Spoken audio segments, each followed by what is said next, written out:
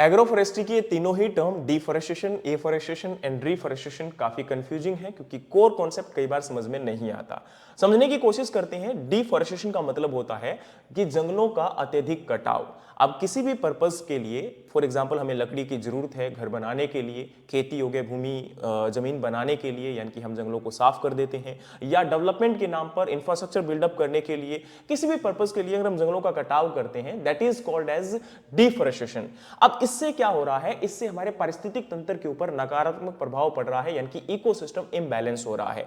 वन्य जीवों का संरक्षण भी लगातार खतरे में है और प्राकृतिक आपदाएं जैसे कि बाढ़ और सूखे जैसी समस्याएं भी लगातार बढ़ रही हैं। और इसके एग्जाम्पल की बात करें तो जो आपका गंगा और ब्रह्मपुत्र नदी का क्षेत्र है उसमें लगातार पिछले कुछ सालों से बाढ़ की स्थिति देखने को मिल रही है और कारण है हिमालयन क्षेत्र के अंदर जो जंगलों की अत्यधिक कटाई हुई है, वो इसका सबसे मुख्य कारण है। तो इसलिए जरूरी है कि इस चीज को रोका जाए। डेवलपमेंट के नाम पर आपके जंगलों को काटना आने वाले समय के लिए बहुत बड़ा खतरा हो सकता है।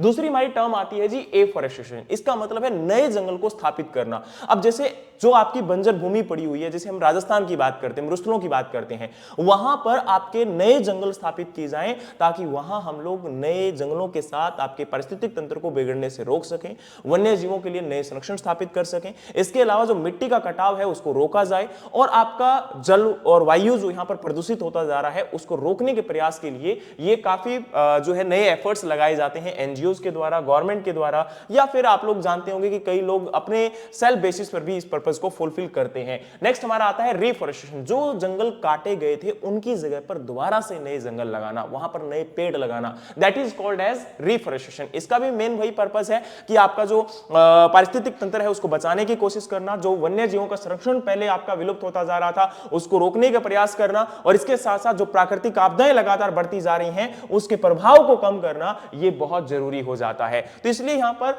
जो आपका एफोरेस्टेशन और रिफॉरेस्टेशन है वो बहुत जरूरी है, लेकिन आपका डिफॉरेस्टेशन को रोकना बहुत जरूरी है अगर हम वाकई में प्रकृति को बचाना चाहते हैं और प्राकृतिक आपदाओं से बचाना चाहते हैं तो इसके लिए